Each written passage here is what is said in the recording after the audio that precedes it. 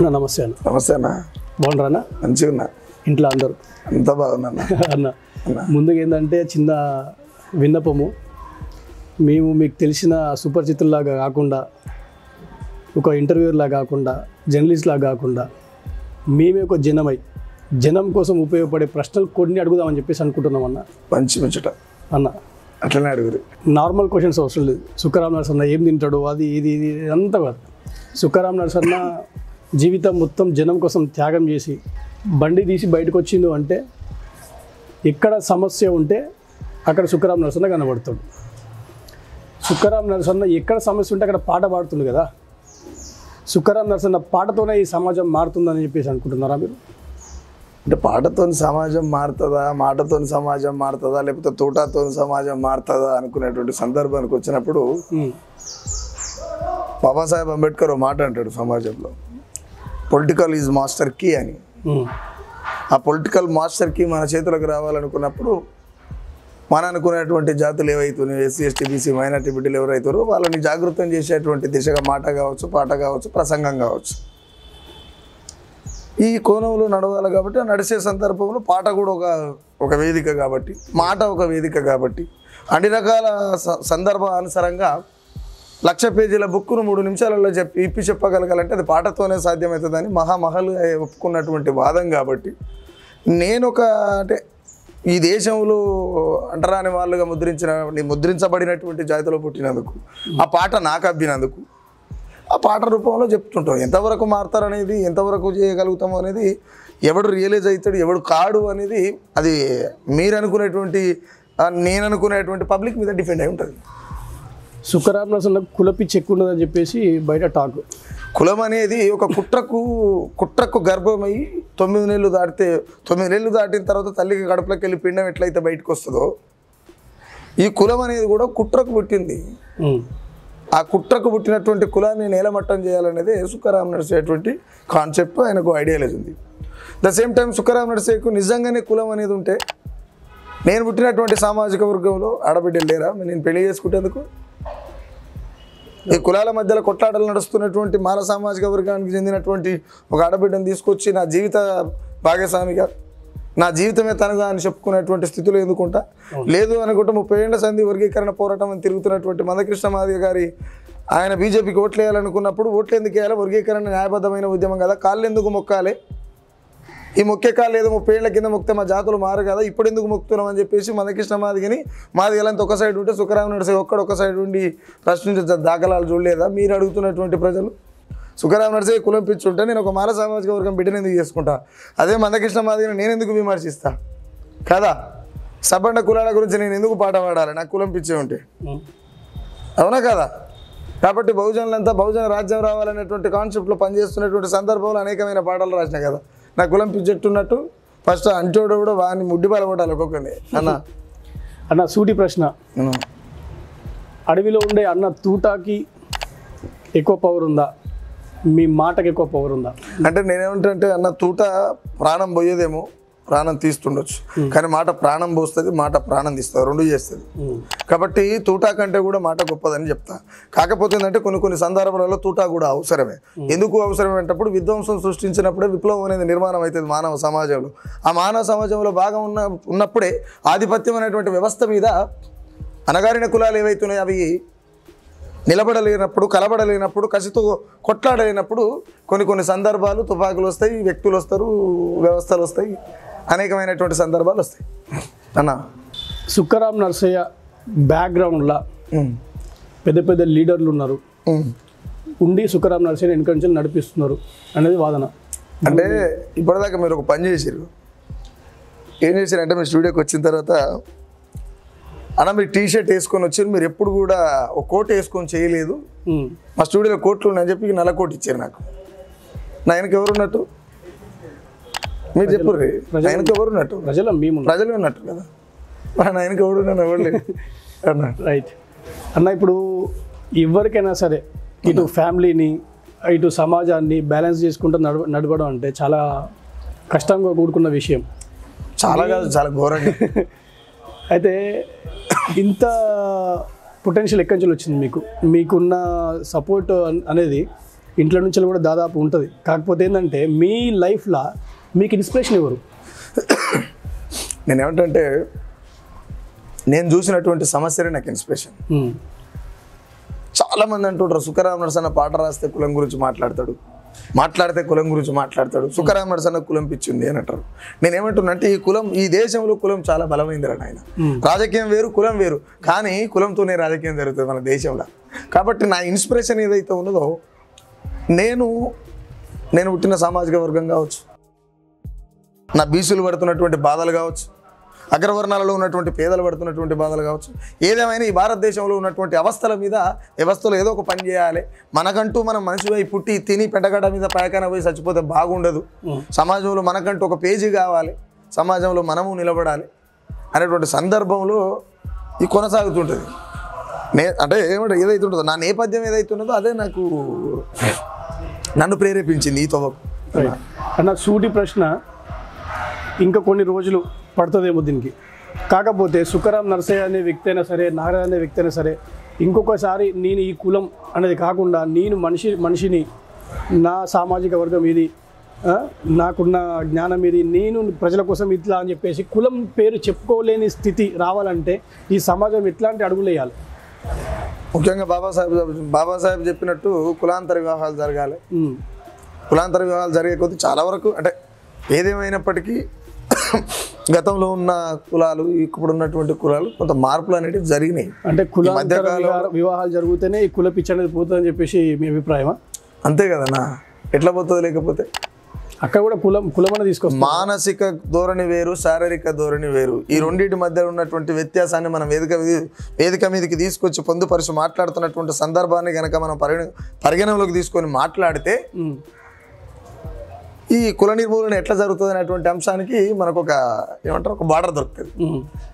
దాంట్లో భాగంగా కులాంతర వివాహాలు జరిగినప్పుడు కులం అంతమయ్యేటువంటి సందర్భం ఉంటుంది. కానీ ఈ దేశంలో ఏం జరుగుతుంది? ఆధిపత్య కులాలు కావచ్చు, రాజకీయ నాయకులు కావచ్చు, కొంతమంది బడాబాబులు కావచ్చు, కొంతమంది మతాలకు సంబంధించినటువంటి నాయకులు కావచ్చు, కులాలకు సంబంధించినటువంటి నాయకులు కావచ్చు, ఇక్కడ కులాంతరం అనేటువంటి ప్రేమ పెళ్లిళ్ళు చేసుకుంటే నిర్దాక్షిణంగా అందరూ చూస్తుంటే మిట్ట మధ్యాహ్నం నడి రోడ్డు మీద పబ్లిక్ అంతా చూస్తుంటే కూడా వేటకోడు వాళ్ళతో నడుపుతున్నటువంటి సందర్భాన్ని చూస్తున్నాం కదా.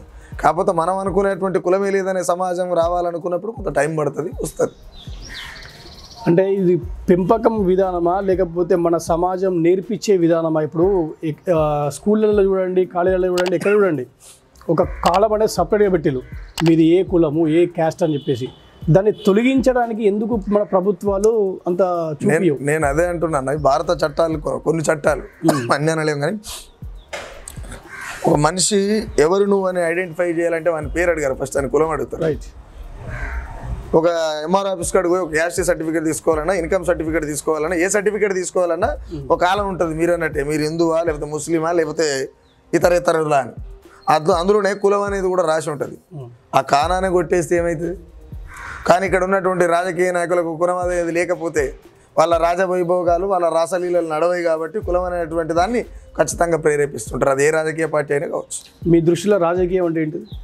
నా దృష్టిలో రాజకీయం అంటే, నా వ్యక్తిగత అభిప్రాయం, రాజకీయం ప్రజాస్వామ్యబద్ధంగా ప్రజల కోసం నడిచినప్పుడు అది రాజకీయం అంటారు. వాళ్ళ స్వార్థ విలాసాల కోసం, వాళ్ళ సొంత ఆస్తులు కాపాడుకోవడం కోసం, ఆధిపత్యం చెలాయించడం కోసం, మేమే గొప్ప అని చెప్పుకోవడం కోసం, వాళ్ళు గొప్పగా జీవించడం కోసం చేసేది ఏదైనా సరే అది వ్యభిచారం అని అంటాడు సుఖరామ్ నరసయ్య అన్న. ఇప్పుడు ప్రస్తుత తెలంగాణ రాజకీయం ఎట్లున్నది? డైవర్షన్ పాలిటిక్స్ బాగా నడుస్తుంది. డైవర్షన్ ఎవరి డైవర్ట్ చేస్తున్నారు అంటే ఇక్కడ ఏదైతే ఉన్నదో, గతంలో అప్పులలో ఉన్న మిగులు బడ్జెట్లో ఉన్నప్పుడు కల్వకుంట్ల చంద్రశేఖరరావు ముఖ్యమంత్రిగా ప్రమాణ స్వీకారం చేసి ₹1 కోట్ల అప్పును తీసుకొచ్చి తెలంగాణ ప్రజలు నెత్తి మీద వేసేది కాబట్టి, కానీ ప్రజలు రియలైజ్ అయ్యి కల్వకుంట్ల చంద్రశేఖరరావు పరిపాలన బాగలేదని చెప్పి కొత్త ఎవరిని ఎన్నుకోవాలనే సందర్భంలో కాంగ్రెస్ పార్టీని ఎన్నుకోవడం జరిగింది. కాంగ్రెస్ పార్టీ ఎన్నుకున్న తర్వాత లంక బిందులు ఉన్నాయని వచ్చినాయి అనుకుండు, కానీ ఏమీ లేవట. ఇప్పుడు ఆయన కోట్ల అప్పు చేసాడు, దానికి ఇంకా రెట్టింపు అప్పులు చేస్తారు. ఇక్కడ మొన్న ఏదో ఇంటర్వ్యూలో మాట్లాడుతున్నాయి, అప్పులు తీర్పుతందుకే ఇంకా అప్పులు అవుతున్నాయి. అప్పు తీర్పుతందుకు అప్పున్న సంగతి తెలిసేనే. ఉచితాలు ఏడికెళ్ళి తెచ్చిస్తాను, ఏ లెక్కతో తెచ్చిస్తాను? ఇదే ముచ్చట తిండికి పైకాన పోయే ముడ్డికి ఏమైనా తేడా లేకుండా మాట్లాడితే ఎట్లా? నేను ఒక సంవత్సరం కడుపు అడగబోతున్నటువంటి గమనించుకునే మాట్లాడాలి. నేను ఒక సంవత్సరం కడుపు కట్టుకుంటే అయిపోయా అని చెప్పి అన్నాడు కదా. అంటే ఇన్ని సంవత్సరాలు గడిపినటువంటి కాలం అంతా కుంభకోణాలు చేసిరు అన్నట్టే కదా. గతంలో ఆయన ఎంపీగా చేసిండు, కుంభకోణం చేసినట్టే కదా. జెడ్పీటీసీకి చేసిండు, కుంభకోణం చేసినట్టే కదా. ఎమ్మెల్యేకి చేసిండు, కుంభకోణం చేసినట్టే కదా. ఇప్పుడు ముఖ్యమంత్రిగా చేస్తుండు, కుంభకోణాలు చేస్తున్నట్టే కదా. ఆయన ఒప్పుకుంటున్నది. నేను చెప్పేది ఏందన్నా కొత్తగా ఆయన ఒప్పుకుంటున్నా. కాకపోతే ప్రజలకు అర్థం కావాలి కదా. ప్రజలు మా పరిస్థితి ఏంది అని చెప్పేసి మన ఆస్తులు మన అన్ని తీసుకొని వాళ్ళు రాజభోగాలు అనుభవించుకుంటా మనల్ని కష్టాలను తెచ్చుకుంటా ప్రజాస్వామ్యాన్ని వెనుకబడేయడం ఎంతవరకు న్యాయం అంటారు? ఒక్క తెలంగాణ అని కాదు కానీ ఈ దేశంలో 145 కోట్లకు పైచిలుకున్నటువంటి భారతదేశంలో ఈ దేశంలో ఉన్నటువంటి ప్రజలంతా కూడా చేతులు గాలినాక ఆకులు పట్టుకునే పరిస్థితిలో ఉంటారు. కాబట్టి కల్వకుంట్ల చంద్రశేఖరరావు అప్పులు చేసి కుప్పలు పెట్టిన దాకా ఎవరికి అర్థం కాలే. చేసిన తర్వాత విధ్వంసం అయిన తర్వాత కళ్ళు తెరిచేటువంటి సందర్భంలో ఉంటారు దేశ ప్రజలు. అది రియలైజ్ అయ్యే టైం పడుతుంది ఏదైనా. మరి ఇప్పుడు కూడా సారే రావాలని చెప్పేసి అనుకునే జనాలకు మీరేమంటారు? ఇప్పుడు సార్ వచ్చినా లేకపోతే ఇంకెవరు వచ్చినా ప్రజాస్వామ్యబద్ధంగా ప్రజల కోసం పనిచేసేటువంటి నాయకుడు ఉంటే బాగుంటుందని నేను అంటా. అసలైన నాయకుడు అంటే మీ దృష్టిలో ఏంటి? అసలైన నాయకుడు అనుకున్నప్పుడు తను ఎంత బాగా అయితే ఉండాలనుకుంటాడో వ్యవస్థ కూడా అంతే బాగుండాలనుకోవడం అదే కరెక్ట్ అయిన నాయకత్వం. తను ఎంత బాగుండాలనుకుంటే తన ఆస్తిపాస్తులు కాపాడుకునే విషయంలో లేకపోతే ఎవ్రీథింగ్ ఏదైనా కావచ్చు. నీ ఆస్తి పెరుగుతున్నప్పుడు ప్రజాస్వామ్యంలో వ్యవస్థ కూడా అట్నే ఉండాలనుకోవడంలో తప్పేమవుతుంది? అదే కదా. అంటే ఇప్పుడు మన ప్రస్తుతం పాలిటిక్స్లో ఉన్న వ్యక్తులు కూడా అట్లనే ఉండాలి అనుకోవచ్చు కదా. మనం ఎక్కడున్నారు మీరు చెప్పండి. నేనేమంటే వివేకానందుడు మాట్లాడాడు, సగటు మనిషి ఒక్క పూట అన్నం తినకుండా గడిపినా ఈ దేశం ఇంకా కూడా ఆర్థిక వ్యవస్థలో వెనకబడి ఉన్నట్టే. ఇది గతి అంటే నా భాషలో చెప్తున్నా, ఇది గతి లేని దేశంగా పరిగణించాల్సిందే అని అంటాడు కదా. మన గతి లేని దేశం అనుకుంటారా? నేను వందకొంది అదే అంటున్నా. ఎట్లా? వందకొంది అదే అంటున్నా. అభివృద్ధి చెందిన దేశం అని చెప్పేసి అందరూ ఉరుకులు పరుగులు పెడుతున్నారు. అంటే అభివృద్ధి అందరు అంటారు కదా. ఒకటి చెప్పురు మీరు ఏంటి అభివృద్ధి చెందింది, ఒకటి చెప్పురు. నేను చెప్తా కాలేదని. ఇదివరకు ఉన్న పరిస్థితులు లేవు కదా. అంటే పరిస్థితి ఏం మారింది మీరు చెప్తే దాన్ని బట్టి నేను చెప్తా క్లియర్గా. మీరు అన్నట్టుగానే ఇవాళ రేపు అతి దుర్మార్గమైన కుల వ్యవస్థ దాదాపు నశించిపోతుంది అని చెప్పేసి నేను అనుకుంటున్నా. లేదు ఇందాక చూపించాను. సేమ్ టైం అందరికి జ్ఞానం పెరుగుతుంది, విద్య పెరుగుతుంది, వైద్యం పెరుగుతుంది. ఒక బీసీకి సంబంధించినటువంటి వాళ్ళు మాలబంటి నరికి ఇంకా నెలగాలి అన్న కులం అంతరించిపోతుంది అని చెప్తారు మీరు. అది వారు పెరిగిన విధానం అన్న. ఇదే కులానికి చెందిన బాబాసాహెబ్ అంబేద్కర్ గారు కోట్ వేసుకొని దేశ విదేశాలు తిరిగి ఒక మన రాజ్యానికి సంబంధించిన రాజ్యాంగాన్ని రచించిన గొప్ప మహానుభావుడు, ఒక కులంలో పుట్టిన వ్యక్తి అని చెప్పేసి అదే పరంగా మాట్లాడుతున్నారు. At the same time Babasaheb Ambedkar లాగానే మేము సైతం ఇంత ఎడ్యుకేషన్ తీసుకొని ఇంత విజ్ఞానవంతులమై అందరికీ ఆదర్శవంతంగా నిలబడాలని చెప్పేసి ఎందుకు ప్రయత్నించట్లేదు? ఏమంటారు కేంద్ర హోంశాఖ మంత్రి అమిత్ షా నిండు పార్లమెంట్లో బాబాసాహెబ్ ఎన్నిసార్లు అంటారు? భగవంతుని మొక్కురు 7 జన్మల సుకృతం దొరుకుతుంది అని అంటుడు. ఎవరు ప్రేరేపిస్తున్నట్టు మీరు భలే చెప్తారు ముచ్చట. ఎవరు ప్రేరేపిస్తున్నట్టు? బాబాసాహెబ్ ఆ స్థాయికి పోయిండు, బాబా స్థాయి లాగా మనం బతకాలని సమాజం అనుకుంటుంది అన్నా అని మీరు అంటున్నారు కదా. దేశ రాజకీయాలను శాసిస్తున్నటువంటి అమిత్ షా, మోడీ లాంటి అంబేద్కర్ని ఏం కొలుస్తారని చెప్పేసి అంబేద్కర్ ఏడ కనబడతాడు రాళ్లతో కొడుతురు కదన్న విగ్రహాలని. క్లియర్గా చూస్తున్నాం కదా. నాకంటే ఎక్కువ మీకు తెలిసి ఉంటుంది. పొద్దున్న లేస్తా ఏంది యూట్యూబ్ చూసుకుంటా ఇంటర్వ్యూలు చేసుకుంటూ తిరుగుతారు కాబట్టి భలే చెప్తారేమన్నా. మీరు అంటున్నారు కదా అన్న, ఈయాటి రోజున సుఖరాం నర్సయ్య ఇంత ధైర్యంగా ఇట్లా వచ్చి ఇట్లా ఒక సోఫాలు ఇంత దర్జా కూర్చున్నాడంటే అది బాబాసాహెబ్ అంబేద్కర్ గారు ఇచ్చిన రాజ్యాంగం పవరా లేకపోతే దేవుడు మీకు ఇచ్చిన పవరా? నేనేమంటానంటే స్వతహాగా నాకు రియలైజ్ అయ్యే గుణం ఉన్నది. దానికి తోడు ఈ దేశంలో ఉన్నటువంటి కుల వ్యవస్థ కావచ్చు, ఆర్థిక వ్యవస్థ కావచ్చు, మత వ్యవస్థ కావచ్చు, ఏ వ్యవస్థ అయినప్పటికీ ఈ దేశంలో వివక్షత అనేది ఉన్నది. కాబట్టి ఆ వివక్షత నుండి విముక్తి కలిగేటువంటి చట్టాలని, రిజర్వేషన్లని రాజ్యాంగంలో పొందుపరచడంలో భాగంగానే నేను ఇంత స్వేచ్ఛగా కూర్చున్నానని చెప్తా. అంటే ఇప్పుడు ప్రస్తుతానికి మన తెలంగాణ ప్రభుత్వము ఈ 6 గ్యారెంటీలని దాంతోపాటు ఈ కులగణ సంథింగ్ అని చెప్పేసి కులాలకు సంబంధించిన ఏదో చేస్తుంది. అది టైం పాస్ అంటారా లేకపోతే జనాలకు దీంట్లో ఏమన్నా ఉపయోగపడే ఏదన్నా ఒకటే గుర్తుపెట్టుకోవాలి, క్లియర్గా టైం పాస్. నేను ఇందాక చెప్పిన తెలంగాణ రాజకీయాలు ఎట్లా నడుస్తున్నాయంటే డైవర్షన్ పాలిటిక్స్ నడుస్తున్నాయి అని చెప్పిన. క్లియర్గా డైవర్షన్ పాలిటిక్సే టైం పాస్ రాజకీయాలు. ఎందుకంటే ఇక్కడ ఉన్నటువంటి ఈ దేశంలో 60% ఉన్నటువంటి బీసీలు వీళ్ళు ఏకంగా ఆకలేకనేగా ఈ సమస్య అంతా. వీళ్ళు ఇంకా కూడా మా లెక్కలు తెలుసండి రా నాయన అని చెప్పి మొరపెట్టుకుంటారు. అంటే ఏంటిది బానిసత్వంలో ఉన్నారు. బానిసత్వంలో ఉండడం అంటే ఏంది వీళ్ళు ఒక్కటి కాలేనటువంటి దిశగా ఉన్నారు. ఈ దేశంలో అధిక శాతం ఉన్నటువంటి బీసీలు కనుక ఏకమై రాజ్యాన్ని పరిపాలిస్తే రాజ్యం బాగుపడేటువంటి అవకాశాలు దొరుకుతాయేమో. కానీ ఈ దేశంలో అనేక అంశాలకు బీసీలే కారణం, అనేక అంశాలని నిర్మాణం చేయడంలో బీసీలే కారణం. ఈ దేశంలో కొన్ని సందర్భాలలో ఈ దేశం నాశనం కావడానికి కారణం బీసీలే కారణం. ఎందుకు నేను ఈ మాట అంటున్నా, చాలా పెద్ద మాట ఇది. ఈ దేశం నాశనం కావడానికి బీసీలు కారణం అని ఎందుకు అంటున్నంటే మీరు ఒక్కటైతలేరు, మీరు ఒక్కటైతే సమానం అనేది దొరుకుతుంది. ఇక్కడ పిసికితే పిడికడ శాతం లేని పిలకతో ఒక పీకుడు మంతులు రాజ్యాలు వెళ్తుంటే గంప నిండు ఉన్న మీరు ఏం చేస్తారు?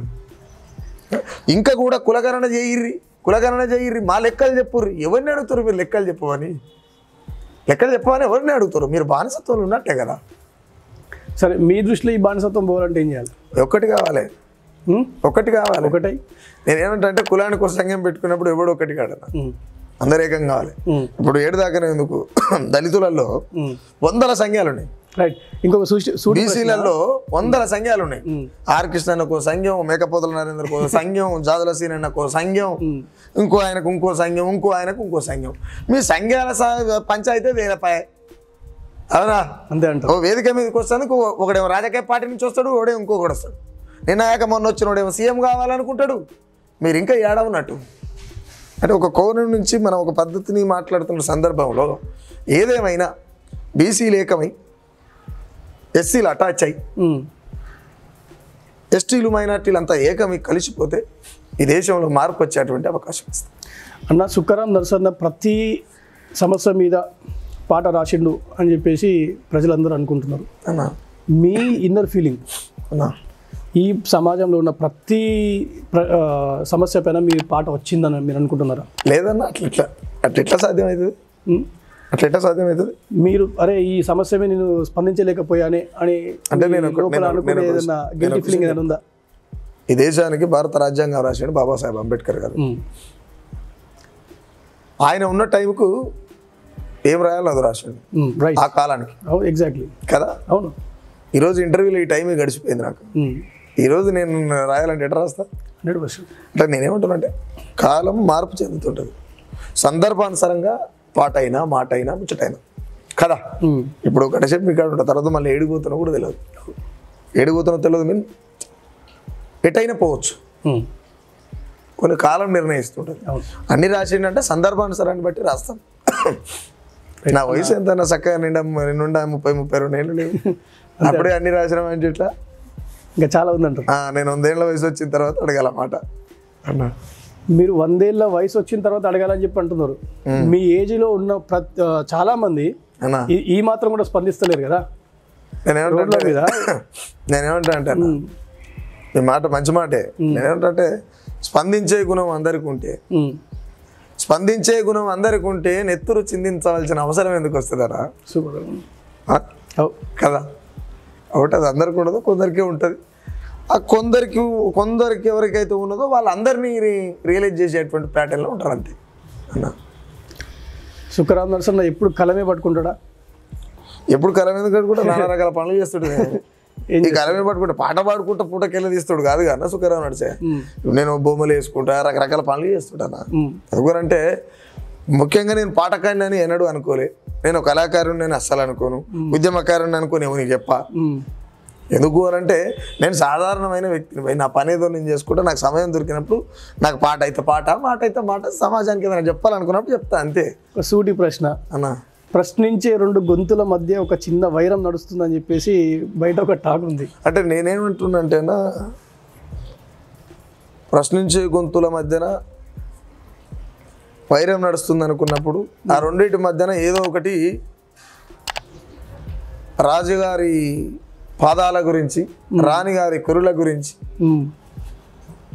పాడుతున్నప్పుడు, రాగం ఎత్తుకున్నప్పుడు, వేదికెక్కి దుంకుతున్నప్పుడు ఆ సందర్భానుసారంగా ఎవరా వ్యక్తి సందర్భానుసారంగా అది ప్రశ్న ఎట్లా అనబడుతుందో మరి అది ప్రజలకి తెలియాలి, మీకు తెలియాలి. అంతే అంటారు. ప్రజల పక్షాన నిలబడి ప్రజల కోసం మాత్రమే పాట పాడినప్పుడు అది ప్రశ్న అవుతుంది, ప్రజల పాట అవుతుంది. రైట్ అది అందరికీ తెలుసు, మీకు తెలుసు, నాకు తెలుసు. ఇక పేరు చెప్పి ఆయన ఎందుకు హైలైట్ చేయాలి? రైట్ రైట్ రైట్ అన్న. అన్న ఇప్పుడు సమాజం మొత్తం నడిచేది, ప్రభుత్వాలు మొత్తం నడిచేది సగటు సామాన్య వ్యక్తులు చెల్లించే ట్యాక్సుల వల్లనే నడుస్తూ ఉంటుంది. ఈ ట్యాక్సులన్నీ ఒక ఉమ్మడిగా పైసా పైసా పోగా ఈ కోట్లు కోట్లు అయిన తర్వాత ఈ కోట్ల మీద పడి పంది కుక్కులు లెక్క తినే కొంతమంది వ్యక్తులను ప్రశ్నించే తత్వంలో మీ గొంతు పోతూ ఉంటుంది. మీరు ప్రశ్నించి వదిలేస్తున్నారు సమస్యలని, ఆ తర్వాత వాటిని ఫాలో అప్ చేసి ఒక లీగల్గానో సంథింగ్ వాటి మీద ఒక అప్పీల్ చేసి సంథింగ్ ప్రజలకు ఇంకా న్యాయం చేకూరే విధంగా ఎందుకు మీరు ప్రయత్నిస్తలేరు? మీ గొంతు ప్రశ్నించే తత్వం వరకు మాత్రం ఎందుకు ఆగిపోతుంది? నేను ఒక విషయం చెప్తాను, ఆ సమస్యని క్లియర్ చేసేటువంటి పని చేసేందుకు నేనేమో పొలిటికల్ లీడర్ని కాదు, లేకపోతే నాయకుడిని కాదు. ఎందుకు కాలేరు మీరు? నేను అదే చెప్తున్నా, పొలిటికల్ లీడర్ కాదు, నేను నాయకుడిని కాదు. అట్లా అని చెప్పి ప్రజాప్రతినిధిని కాదు, అట్లా అని చెప్పి నేను ఒక గవర్నమెంట్ ఉద్యోగిని కాదు. ఏ సమస్య అవుతుందో దాని మీద చేస్తాను. ఉన్న సమస్యను వెళ్ళబుచ్చడమే నా పని, అది కూడా నా ఇంట్రెస్ట్, అంతే నా ఇంట్రెస్ట్. నాకు వాడు వచ్చి చెప్తే చెయ్యనే, పెయిన్ ఉన్న నన్ను ఏం పిలువడు అన్న నువ్వు పాడరాయని నాకు అనిపిస్తే, నా మనసు చెలిస్తే రాస్తా, అంతే కదా. ఇంకోటి ఏంటంటే చెప్పడం వరకే నా పని. చెప్పిన తర్వాత ఇప్పుడు నేనేం చేస్తా, నీకు ఆకలి అవుతుందంటే తినలేవు అనుకుంటే 2 చేతులు లేవు అనుకుంటే కలిపి నోట్లో పెడతా, కానీ నీ కడుపులో చెయ్యి పెట్టి పిసికి పైకానకు తీసుకపోను కానా, అరిగించుకోవాల్సిన బాధ్యత నీది. అది ప్రజల పని, ప్రజలు చేయాలి. సమస్యను చెప్పడమే నా పని కదన్నా, అది కూడా నాకు టైం ఉన్నప్పుడే అన్న. ఓన్లీ టైం ఉన్నప్పుడే అంటే మీరు ప్రజలతో టైం పాస్ చేస్తారు. అంటే నేనేమంటున్నా అంటే అన్న, నా ఇల్లు బాగుంటే నేను బయట ఉంటా, లేకపోతే ఇంట్లో ఉంటా. నేను అందరి లెక్క వీరుని సూర్యుని జనం కోసం చచ్చిపోతా లాట్ చూట్ అని నేను అనలేను. అది ఒకప్పుడు సుఖరాం నరసయ్య, ఇప్పుడు కాదు కదా అన్నా. అది ఒకప్పుడు సుఖరాం నరసయ్య లేదు, జనంలోకి వచ్చినప్పుడు మీరు జనం మనిషి. ఇప్పుడు మీ ఒక ఇంటి సమస్య మాత్రం ఇంటికి పరిమితమైన సుఖరాం నరసయ్య కాదు ఇప్పుడు ఉన్నది. నేనేమంటున్నా అంటే అన్న, నేను చెప్పేది మీకు కరెక్ట్ ఎక్కలే. నేనేమంటా, నా ఇల్లు బాగున్నప్పుడు అంటే నా భార్య పిల్లలు బాగున్నప్పుడే నేను బయట ఉంటా. నా జీవితాన్ని త్యాగం చేసి నేను జనానికి దారపోస్తా అని చెప్పి నా భార్య పిల్లలు రోడ్డు మీద వేసేటువంటి కామన్ సెన్స్ లేనుడు కాదు సుఖరాం నరసయ్య. ఓకే, బట్ నేనేమంటున్నా అంటే, అట్లా అని చెప్పి ప్రజల కోసం పనిచేస్తున్నటువంటి వాళ్ళని నేను కించపరుస్తలేను. నా వ్యక్తిగత అభిప్రాయం మాత్రమే చెప్తున్నా. నేనేమంటున్నా అంటే, ప్రజల కోసం ఉంటుండు సుఖరాం నరసయ్య. నేను అదే ఏమంటారు, మాటని దానికి ఇంత రాగం యాడ్ చేసి చెప్తున్నా అంతే. నేను చేసింది ఏం లేదు ఆడ. నేను చేసింది ఏంది, మాట్లాడే మాటలకి ఇంత రాగం యాడ్ చేసి ఆహా ఊహా అని చెప్పి చెప్తున్నాం. జనాలకు జరిగిన మాట్లాడతారేమో అని. ఆ మాటలతో పెద్ద పంచాయతీలు అవుతున్నాయి కదా. పంచాయతీ అనేది ఇప్పుడు నేనేం చేసిన, తినమరిగినోనికి తిండే శత్రువు అన్న.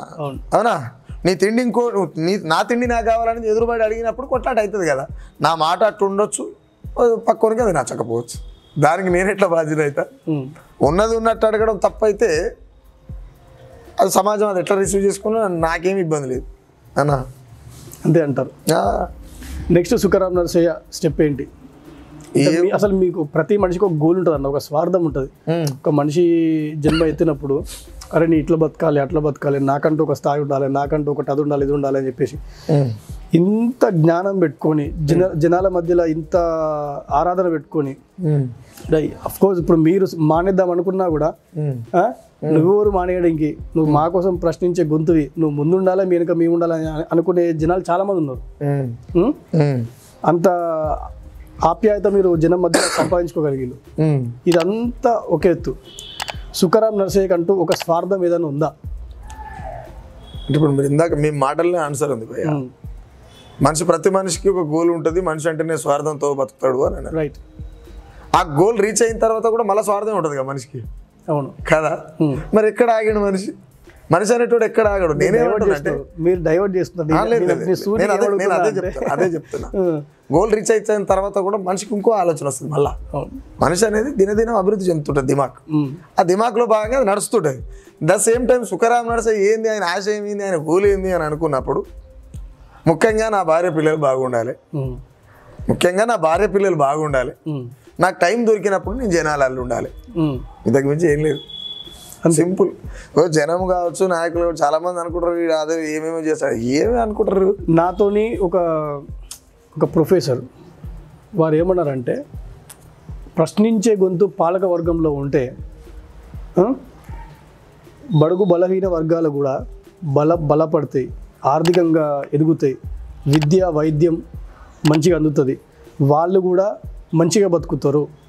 ఈ సమాజంలో బీద ధనికం అనేది లేకుండా అందరూ జ్ఞానవంతులు అవుతారు, మంచిగా ఉంటారు, అందరూ మనుషుల్లాగా మర్యాదగా బతుకుతారని చెప్పేసి ఒక ప్రొఫెసర్ గారు అన్నారు. వారి వయసు దాదాపు ఒక 80 సంవత్సరాలు ఉంటాయి. అట్లాంటి సమాజం రావాలంటే మీలాంటి ప్రశ్నించే గొంతులు ప్రభుత్వంలో ఉండాలి కదా. మీరు ఎందుకు పోతలేరు? మీకు ఆలోచన రాలేదా? లేకపోతే మీ ప్రభుత్వం నుండి ఎవరిని ప్రశ్నించాలి? మరి ఎవరిని ప్రశ్నించాలి? దొంగలన్నా ఇప్పుడు మీరు అంటున్నారు కదా, దొంగలు ఏడు మీరు చెప్పాలి. అది దొంగలు ఏడు అసెంబ్లీ పార్లమెంట్లో ఎవరుగా. అందుకే మీరు ఎందుకు చట్టసభలో పోతలేరు? నేనేమంటానంటే చట్టసభల్లోకి పోవాలనుకున్నప్పుడు ఒకవేళ సుఖరాం నరసయ్య నాలాంటి గుణం అని చెప్పలేను, కానీ సుఖరాం నరసయ్య కూడా చట్టసభలోకి పోతే కూడా ఒక్కరోజు కంటే ఎక్కువ ఉండడు ఇక చట్టసభ. నేను అదే ఎందుకు అని అంటున్నంటే అది తదుపరి కాలం నిర్ణయిస్తుంది అది ఏం జరుగుతుందని. ఎందుకంటే కాలాన్ని నిర్ణయిస్తాను నేనోడు. చట్టసభల్లోకి పోవద్దా, గాయకులు నాయకులు కావద్దా అనేది ఏం లేదు, పోవాలా. కానీ నువ్వు ఎత్తుకున్నటువంటి గొంతు ఎవరి కోసం పనిచేస్తున్నది, నువ్వు చట్టసభల్లోకి పోవాలనుకున్నటువంటి ధోరణి ఏదైతే ఉన్నదో ఆ ధోరణి ఎవరి కోసం, దాన్ని మార్చుకోవద్దు అనే దిశగా ఈడ ఉండి పనిచేస్తాడు సుఖరాం నరసయ్య. గ్రౌండ్ నుండి పనిచేస్తాడు. ఎందుకు అని అంటే నాయకుడు అయిన వాళ్ళంతా నేను ప్రజలకు అది అందరూ ఇది చేస్తాం అది చేస్తాం మోపులు కడతామని పోయిన వాళ్ళే అంతా. అక్కడ పోయిన తర్వాత ఎవడో ఏం చేస్తుండే అని చూస్తూనే ఉన్నాం. ఒక చిన్న కథ చెప్తా మీకు. ఎట్లా అంటే ఒక రైతు ఏం చేస్తారంటే 2 జోడెడ్ల బండి కడతాడు, దాంట్లో ఆతారులన్నీ వేసుకొని పొలం దున్నుతాడు, పండించడానికి పోతాడు. అరే నా ఎడ్ల బండి మంచి దారిలో నడవాలి అని చెప్పేసి ఆయన బండి కింద దిగి పంపిస్తాడు, ముందర నడుస్తూ ఉంటాడు. ఆయన ఫాలో అయ్యా ఎడ్లు పోతుంటాయి. ఒకవేళ ఆయననే ఆ బండి ఎన్నుకుంటే ఆ ఎడ్లకు దారి చూపించేది కూడా ఆ ఎద్దులు మంచిగా పోవాలి, నా బండి మంచిగా పోవాలి, ఎక్కడ బోర్ల పడద్దు అని చెప్పేసి అనుకుంటే అది తప్పు కదా. నేను వ్యవస్థలో మంచి మాట నేనేమంటున్నా అంటే, దయచేసి నా ప్రశ్న పూర్తిగా రేయండి. పగ్గం మన చేతిలో ఉన్నప్పుడు మన బండి బరాబర్ నడుస్తుంది అని చెప్పేసి నేను అంట. మీరు నాకు ఆ పగ్గం నాకు అవసరం లేదు, నా స్వరం బయటకి వినిపిస్తున్నారు, నా పగ్గాలు నా చేతికి ఎందుకు అని చెప్పేసి మీరు అనుకుంటున్నారు. ఆ బండి మంచి నడవాలంటే పగ్గాలు సరైన చేతులు ఉండాలి కదా. ఎస్, నేనేమంటున్నంటే మీరేమో చీకటి రాజ్యం ముచ్చడం మాట్లాడుతున్నారు, నేను భారత రాజ్యాంగం ముచ్చడం నేను మాట్లాడుతాను. ఆ భారత రాజ్యాంగం మార్చేంత దమ్ము మనకు ఉంది కదా అన్న. మనం కూడా భారతీయులేమే కదా, మనం ఒక పౌరులం కదా. భారత రాజ్యాంగాన్ని మార్చడం అనేది ఇక్కడ ఉన్నటువంటి వ్యత్యాసాలతో కూడుకున్నటువంటి జీవితాలపైన ఆధిపత్యం చెలాయించడమే సింపుల్గా. ఎందుకు అంటే మీరు మాట్లాడుతున్నటువంటి కథ ఏదైతే ఇప్పుడు చెప్పిన ఎడ్లబండి కథ ఏదైతే చెప్పారో అది చీకటి రాజ్యం కథ. ఎందుకంటే ముందలేముందో తెలియదు, వెనకే ఉందో తెలియదు. కానీ ఇలా భారత రాజ్యాంగం అనేటువంటి వెలుగు ఉన్నది, ముందలేమున్నది ఎరికే, వెనకే ఉన్నది ఎరికే. నేను వెనకంగా ఉండి ముళ్ళుకర్ర తీసుకొని పొడసవలసిన అవసరం లేదు. చదువుకున్నోనికి చట్టాలు కనబడతాయి, శాసనాలు కనబడతాయి కదా. కాబట్టి ఆడికి పోయేటోడు ఏం చేస్తున్నానే జనాలకు నాకు టైం దొరికినప్పుడు చెప్పుడే నా పని అంటున్నా. నేను మేమేమంటున్నామంటే తెలంగాణ ప్రజల్లో మేమేమంటున్నామంటే ఇక్కడ జరిగే అన్యాయాలని ప్రశ్నించే గొంతులు ఉన్నాయి. వాస్తవంగా చెప్పాలంటే చెప్తాను మీకు, అది కూడా చెప్తా, లెక్క ఖరాఖండ్గా చెప్తా, దీనిలో దాచేది ఏం లేదు. మేము అనేది ఏంటంటే క్వాలిటీ ఎడ్యుకేషన్ లేదు. స్కూళ్ళలో గవర్నమెంట్ స్కూళ్ళు ఈ రోజుకి కూడా శిథిల వ్యవస్థలు ఉన్న స్కూళ్ళు కూడా ఉన్నాయి. పిల్లలకి విద్య అనేది కరెక్ట్గా లేక వాళ్ళ జ్ఞానం వేడికి వచ్చింది. ఇప్పుడు ఈ ప్రశ్నించే గొంతులు కొంత కాస్తో కూస్తో సమాజం గురించి తెలుసుకొని చదువుకొని, లేకపోతే వాళ్ళ పరిస్థితుల ప్రభావం వల్ల చుట్టూన్న సమాజాన్ని గ్రహించి వాళ్ళు ఎంతో కొంత జ్ఞానాన్ని పొందిరు. అంత జ్ఞానం కూడా లేని ప్రజలు కూడా ఉన్నారు. వాళ్ళని ముందుంచి నడిపించచ్చు కదా మీరు. ఈ దేశం భక్తిలో మునిగి ఉంది బ్రదర్, భక్తిలో మునిగి ఉంది. విముక్తి కావాలంటే టైం పడుతుంది. క్లియర్గా ఒకటి గుర్తుపెట్టుకోండి మీరు, భక్తిలో మునిగి ఉంది, విముక్తి కావాలంటే టైం పడుతుంది. సింపుల్గా నేను నిన్న ఒక పాట చేసిన, ఏంటది, ఎందెందు వెతికిన అందందు గలవాట ఓ పరమశివుడా, ముల్లోకములు ఏలే ముక్కంటి ఈశ్వరుడు అంటున్నారు ఈడ. జనం ఏడాది పొడుగుతా నిద్రపోయి ఉంటే నువ్వు ఒక్కనే మెలకతో నుండి కాపలా కాస్తావాట. శివరాత్రి నాడు మాత్రం నువ్వు వండుకుంటే సంవత్సరం నిద్రపోతావాట. వాళ్ళు ఒక్కరోజు జనం అంతా మెలకతోనే ఉంటారట. మరి నువ్వు ఉన్నది నిజమే అయితే ఇది ఏంది ఆయన అని అడిగినా, అది రేపు మాకు రిలీజ్ అవుతుంది. అయితే నేను ఏమంటున్నానంటే సమాజం భక్తి అనే బానిసత్వంలో ఉన్నది. విముక్తులు జరిగినప్పుడు అన్ని వ్యవస్థలు బాగుంటాయి అన్న. ఈ దేశంలో మతం, కులం, ఈ రాజ్యాలను పరిపాలిస్తున్నాయి, రాజకీయాలుగా చేసేటి. ఎక్కడ రాజ్యాంగం పేరుకు మాత్రమే ఉన్నది ఆడ, అంతే. దాన్ని తెలిసేది లేదు.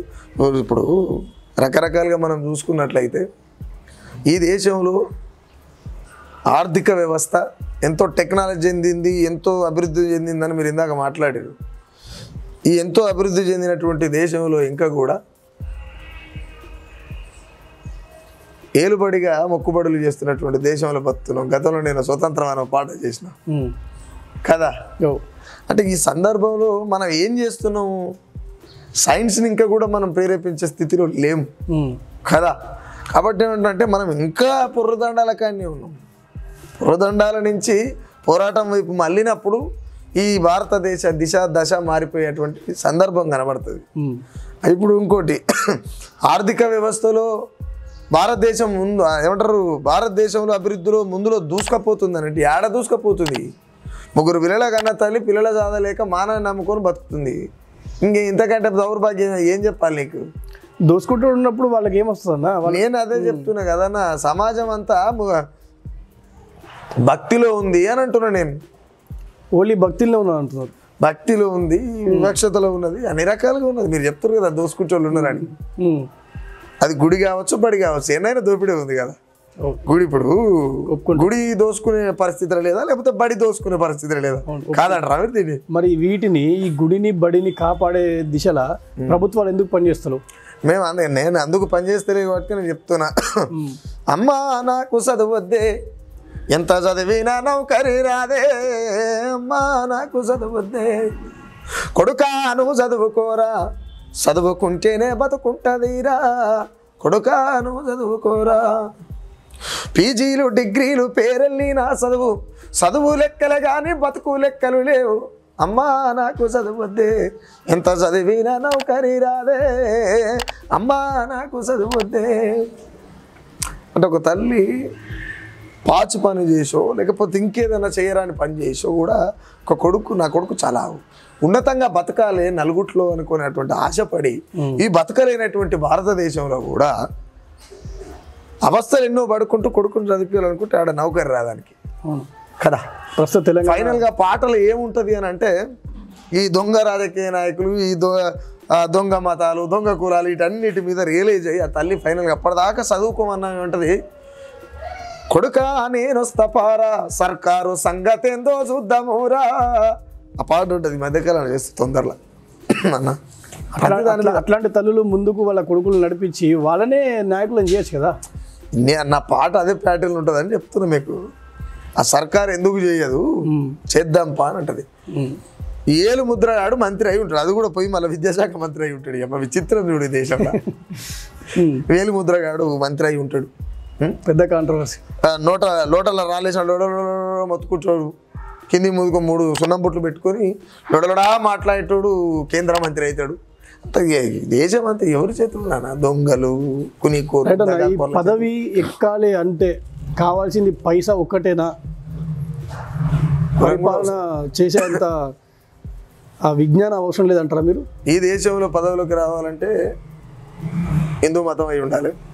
ఈ దేశంలో పదవులకు రావాలంటే ఆర్థిక వ్యవస్థలో బలంగా ఉండాలి. ఈ దేశంలో పదవులకు రావాలంటే కులం పెద్దదై ఉండాలి. ఈ 3 బలమైన కారణాలు ఒకసారి క్లియర్ చెప్తున్నా కదా. ఈ దేశంలో రాజకీయాలు నడపాలంటే హిందువులం అయి ఉండాలి.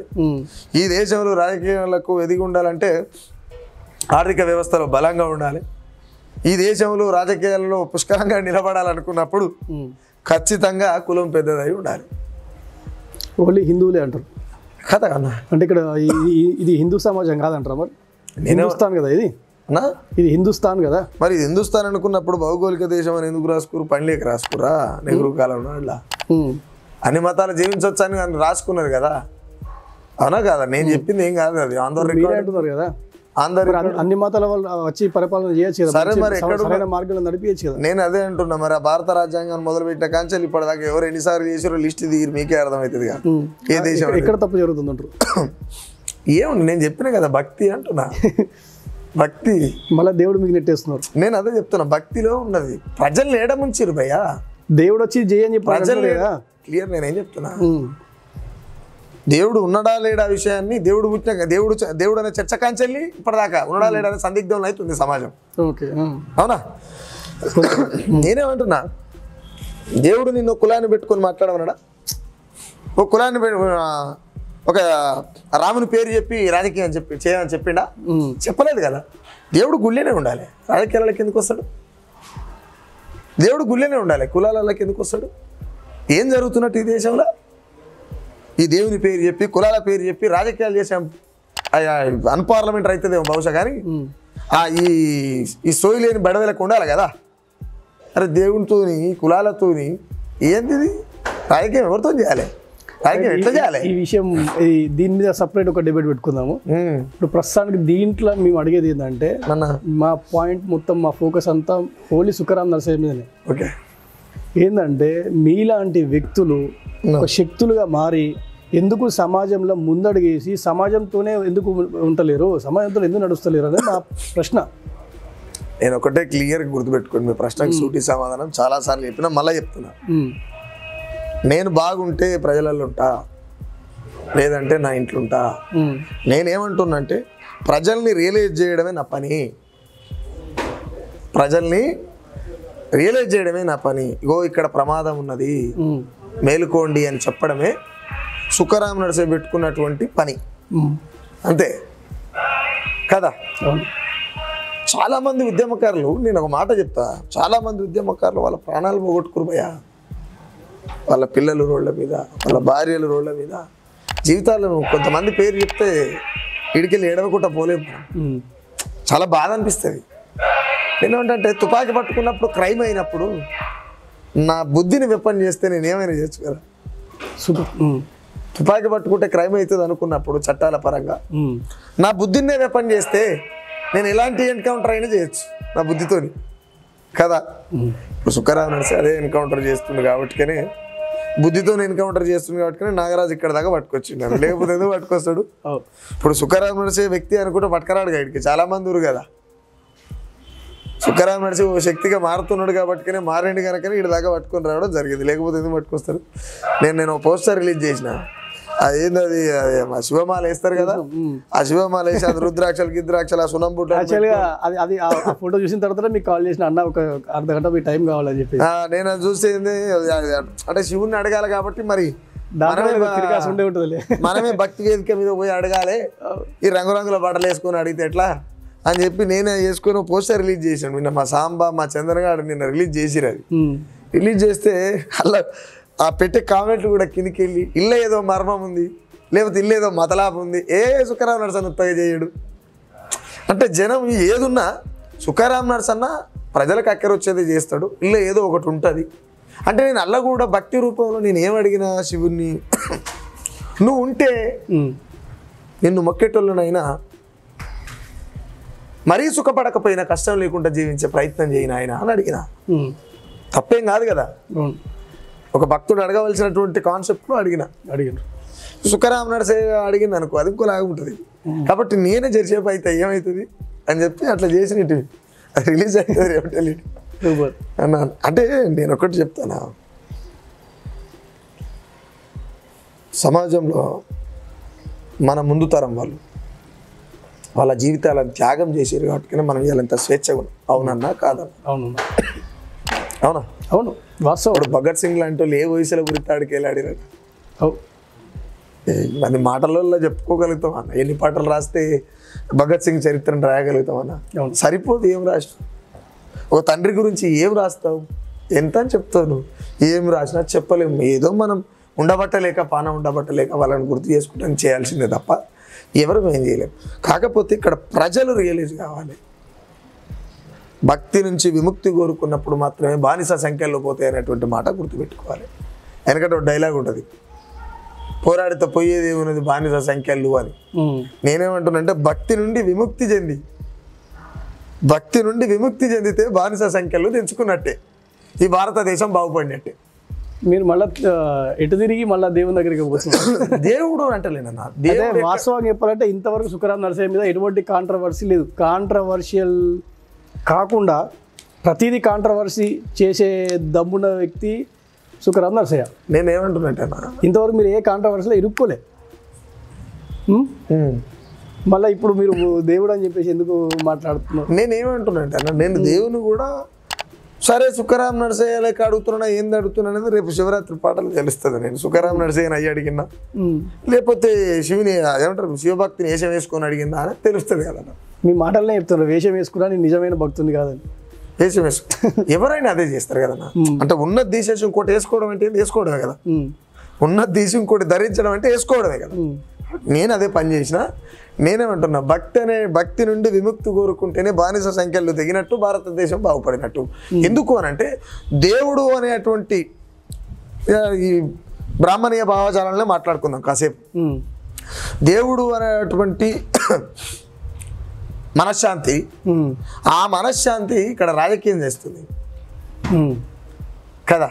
దేవుడు అనేది మీకు ఇందాక చెప్పినట్టు దేవుళ్ళ పేరు చెప్పి ఓట్లు అడుకోమని చెప్పలే, దేవుళ్ళ పేరు చెప్పి రాజకీయం చేయమని చెప్పలే, దేవుళ్ళ పేరు చెప్పి మనసులను చంపమని చెప్పలే, మతాల పేరు చెప్పి మనసులను పడబెట్టుకోయమని చెప్పలే, మతాల పేరు చెప్పి ప్రేమించుకున్నని కొట్టి సాగుకొట్టమని చెప్పలే, కులాల పేర్లు హత్యలు చేయాలని చెప్పలే. చెప్పిండా దేవుడైనా అట్లా? చెప్పిండా? చెప్పలేదు. కానీ ఏది జరిగినా నీ కర్మ రాబాయి అని చెప్పి దేవుడికి వదిలేస్తారు. చేసేదేమో మనిషి కదా, అవును, చేసేదేమో మనిషి. కర్మ ఇంకేం చేస్తాం అట్నే ఉందని దేవుని మీద నెట్టేస్తారు కదా. అందుకే ఆ దేవుడిని అడిగిన నేను, తప్పెట్లయితుందనా కాంట్రవర్సీ ఎట్లయితుంది ఉన్నది అడిగినా. భలేవరు మీరు. ఎప్పుడు బొట్టు పెట్టుకోడు సుఖరాం నరసయ్య బొట్టు పెట్టుకున్నాడు కదా. బొట్టు పెట్టుకోవడం అనేది నాకు దేవుడిని కౌగలించుకోవాలన్నదని చెప్పేసి చాలా ఇంటర్వ్యూలో చెప్పి మీరు. అవును, మరి ఇప్పుడు ఇక్కడ ఈ పాటలో దేవుడిని కౌగిలించుకొని అడిగిన, కౌగిలించుకొని అడిగిన. అంటే మీ దృష్టిలో అంటరానితనం పోయినట్టే కదా. అంటే నేనేమంటున్నా అంటే అంటరానితనం పోవుడు అనేది శివుడు అనే ఈ దేశంలో శివుణ్ణి ఈ మతం కావచ్చు, ఈ వ్యవస్థ కావచ్చు, ఈ ఆర్య బ్రాహ్మణ భావజాలం కావచ్చు, ఈ శివుణ్ణి ఎట్లా చూస్తారు, శివుని శుద్ధులుగా చూస్తారా, ఇంకెట్లనన్నా చూస్తారా ఏందనేది ఒక దానికి కూడా పాయింట్ అప్ ఉంది కదన్నా. సుఖరామ నరసయ్య ఉత్తగా ఎందుకు చేస్తాడు? చేయడు కదా. పనిపాటు లేకుండా లేం కదా అన్న. ఉత్తగా ఎందుకు చేస్తాం? ప్రజలకు అక్కడ వచ్చేది అది చేస్తాం. ఇంకోటి ఏందనంటే, మీరు అన్నారు అంటరానితనం పోయిందనంటే, అంటరానితనం కొత్త రంగును తీసుకుందాం. రైట్ రైట్ కొత్త రంగును తీసుకుంది. అంటరానితనం ఏం పోలే, ఏం పోదు కూడా. ఇప్పుడు అందరూ ఏమంటారు, ఏడున్నది పోయి అంటరానితనం. మరి అంటరానితనమే లేనప్పుడు మాలబంటిని ఎందుకు చంపాల్సి వచ్చింది అంటున్నా నేను కదా. ఈ దేశంలో ఈ దేశానికి బీసీలు ఎంత అయితే బలమో అంతే ప్రమాదం. వాళ్ళు ఏకమైతే బలం. ఎవరికి వాళ్ళు కులాల వారిగా ఇచ్చరిగా విడిపోయిన తర్వాత, మాకంటే చిన్న కులం అనుకొని ఇంకొకరిని చంపబడిన తర్వాత ప్రమాదమే కదా. అందుకు నేను ప్రమాదం అని చెప్తున్నా అన్న. నా పర్సనల్గా అన్న ఒక చిన్నది ఏంటంటే, నాకు దాదాపు ఇప్పుడు 35 దాటి 36 సంవత్సరాలు నడుస్తున్నాయి అన్న. నాకు ఊహ తెలిసిన దగ్గర నుంచి వెళ్ళి నేను చూసిన, అంటే ఇప్పుడు మా చుట్టాల ఇళ్ళకి అక్కడిక్కడికి పోయినా కూడా, మా స్నేహితులను తీసుకోపోతే కూడా మీరేమిటోళ్ళు అదే అని అడిగేది. అక్కడనే నాకు కొంచెం మంచిగా అనిపించకపోయేది. ఇప్పుడు మాకు ఒక రికార్డింగ్ స్టూడియో ఉన్నది, మాకు ప్రొడక్షన్ హౌస్ ఉన్నది. మా ఇంట్లో రోజుకు దగ్గర ఒక 10 నుంచి 15 మంది తింటాం. 10 నుంచి 15 మంది తినే క్రమంలో దాదాపు ఒక 6-5 ఆ సామాజిక వర్గానికి అంటరానితనంలో అనుభవించిన సామాజిక వర్గం నుంచి వెళ్ళి వచ్చిన వాళ్ళు ఉంటారు. మేమందరం ఒకటే పళ్ళంలో అన్నం తింటాం. మాకు ఆ కుల వివక్షత లేదు. ఎందుకంటే మా పెంపకం అట్లా పెరిగినాం మేము. అంటే మేము పెరిగిన సమాజంలో మేము కొన్ని గ్రామ స్థాయి వ్యవస్థలో పోతే మీరేమిటో అని చెప్పేసి అడిగే క్రమంలో మేము తట్టుకోలేకపోయినాం కొన్ని విషయాలలో. అయితే ఇది పోవాలి అంటే ఇప్పుడు ఇక్కడ మేము కొంతవరకు మంచి ఎడ్యుకేషన్ తీసుకున్నాం కాబట్టి మాకు ఆ జ్ఞానం అనేది వచ్చింది. ఇప్పుడు ఇక్కడ కూడా కొంతమంది అంబేద్కర్ భావజాలం అని చెప్పేసి కొన్ని వ్యవస్థల మీద దుర్భాషలు ఆడుకుంటా చేసే వాళ్ళు ఈ ఎడ్యుకేషన్ సిస్టమ్ని కరెక్ట్ యూటిలైజ్ చేసుకొని, వాళ్ళు కూడా హై ఎడ్యుకేషన్ తీసుకొని, వాళ్ళు కూడా అందరితో సమానం అని చెప్పేసి అట్లా అనొచ్చు కదా. కొంతమంది వ్యక్తులు ఉన్నారు, నేను పేరు చెప్పదలుచుకోలే, వాళ్ళు కూడా ఎప్పటికీ దేవుల మీద దుష్ప్రచారం చేసుకుంటా, దుర్భాషలు ఆడుకుంటా, వాడు వీడని చెప్పేసి అన్పార్లమెంటరీ వర్డ్స్ వాడుకుంటా, ఇంకొక వ్యక్తిని కించపరుచుకుంటా మాట్లాడుకుంటా అట్లా చేయడం ఎందుకు? ఈ పవర్ఫుల్ ఆయుధం విద్య అనేది ఒకటి ఉంది కదా, దాన్ని యూటిలైజ్ చేసుకొని ఈ కులపిచ్చిని మొత్తం అంతా నిర్మూలిస్తే అయిపోతుంది కదా. నేను ఏమంటున్నా, విద్య అనేది అవసరం. మంచిగా క్లియర్ వినండి, విద్య అనేది అవసరం. ఈ దేశంలో విద్య కంటే కూడా రాజకీయం పెద్దది. ఒక జిల్లా కలెక్టర్ ఎమ్మెల్యే కాలు మోపుతుంది ఈ దేశంలో. రైట్, దౌర్భాగ్యం అది కదా. 100%. అంటే నేనేమంటున్నా అంటే, విద్య అనేది అవసరం మాత్రమే, నీకున్న జ్ఞానం కోసం మాత్రమే ఇది చేశాను. అట్లని చెప్పి నేను చదువును తక్కువ చేసి మాట్లాడతాను. చదువు లేకపోతే సమాజంలో ఏమీ చేయలేమనేటువంటి క్లారిటీ ఉన్నాడు సుఖరామన్ సార్. నాకు కూడా 5-6 చదువుకున్నా కాబట్టి ఎంతో కొంత నాలెడ్జ్ ఉంది, అంటే కనీసం చదవగలుగుతున్నా కదన్నా. కానీ నేనేమంటున్నా అంటే చదువుకుంటే కులం పోతుంది అనేది భ్రమ.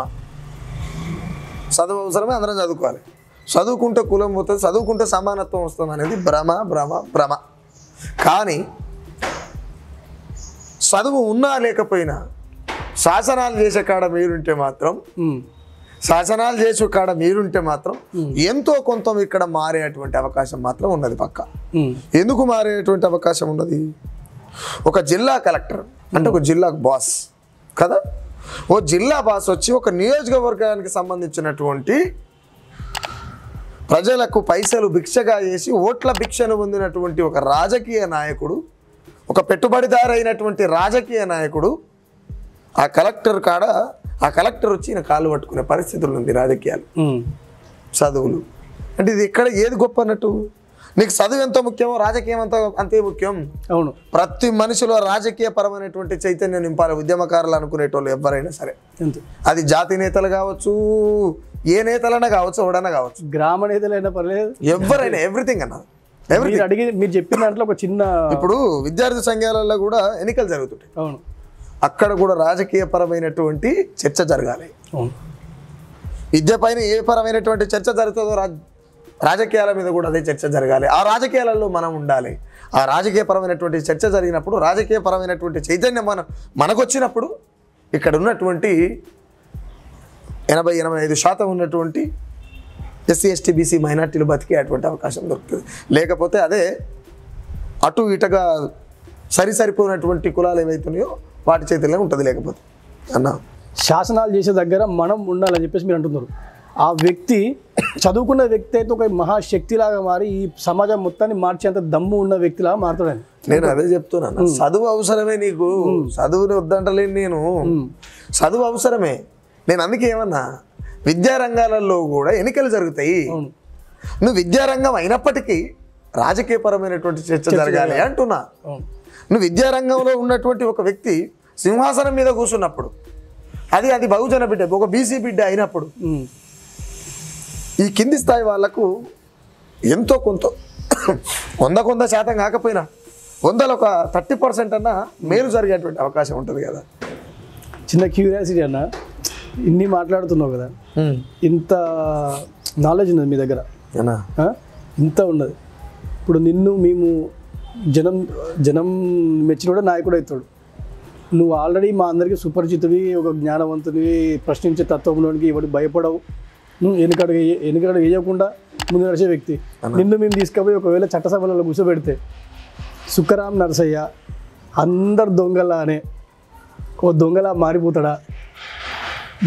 బయట ఉండి ముందు నడిపించిన జనాలందరినీ దొరల్లాగా నిలబెట్టి మీసం తిప్పే స్థాయి తీసుకొస్తాడా? అంటే నేనేమనంటేనా, నా క్వశ్చన్ పర్ఫెక్ట్ వచ్చిందా? నేనేమంటున్నా, సుఖరాం నడిసే చట్టసభల్లోకి పోతే కూడా నేను ఇందాక స్టార్టింగ్ లో ఒక స్థాయికి వచ్చిన తర్వాత నేను అదే చెప్తాను. ఎప్పుడైనా సరే ఇంకా 20 ఏళ్ళకి కానీ 10 ఏళ్ళకి కానీ 30 ఏళ్ళకి కానీ సుఖరాం నడిసే చట్టసభల్లోకి పోతే ఒక్క రోజు కంటే ఎక్కువ రోజులు ఉండడాలా ఇస్తారు మీరు. ఎందుకు అంటున్నట్టు నాది నాకు తెలుసు కదన్నా. నేను ఒక రాజకీయ పార్టీ తరపున అంత దూరం పోను, అసంభవం. ఓకే, పోను. ఈ దేశంలో ఆ పార్టీ నాది అనేటువంటి పార్టీ లేదు నాకు. ఎట్లా పోతా చెప్పు? ఏ కోణం నుంచి పోతా? పోనీ ఎవరో మీరు తీసుకుపోతుంటారు కదా ఆడదాకా, జనం మెచ్చినోడే నాయకుడు అంటారు కదా, నన్ను ఏ పార్టీ నుంచి తీసుకుపోతారు? ఎట్లా తీసుకుపోతారు? ఆ పార్టీలు ఏమనే కావు కదా. జెండా జెండా నీ గుండెలు వైలేలా, వచ్చినో నీ కల్లా మొత్తాసు వలికితేలా, నీది గాని జెండను నువ్వెందుకు మొయ్యాలా, నిలదీయబోతే నిందలేసి నిన్ను దంతరల్లా. నీ జెండేదో నీ రంగు రంగు జెండాల మోజులా పడాలా, రంగు రంగు జెండలల్లా మోజులా పడాలా, అసలున్నదని జెండా ఈ భారతదేశంలా. అంటే నీ జెండా ఏదో లేదు, నువ్వు ఎట్లా ఏదా అంటే ఒక వే అనేది కావాలి కదా. మరి ఏ జెండా? ఇక్కడ దళిత బహుజనులు అంటే ఎస్సీ ఎస్టీ బీసీ మైనారిటీలు అనేటువంటి బహుజనులందరికి సంబంధించి ఒక జెండా నిర్మాణం అయితే ఆ నిర్మాణం అయ్యే టైంకు సుఖరాం నడిచే బతికుంటే ఆరోగ్యం బాగుంటే అన్ని వేళల మంచిగుంటే అది కాలం నిర్ణయిస్తుంది. సుఖరాం నరసయ్యకి మరి జెండా లేదు, వెనక నుంచి అండ లేదు అన్నా ఎట్లా ఎట్లా అసలు అంత వర్కౌట్ అవుతుంది? ఎందుకు మీరు అంతవరకు మీరు లేరా? వెలవడారు ఎవరు లేరంటారు? ప్రజలే అన్నా. నేను ఒకటే చెప్తా, ప్రజలు తిండి పెడతారు కొంత నా శ్రేయోభిలాషులు కావచ్చు, నా మిత్రులు కావచ్చు.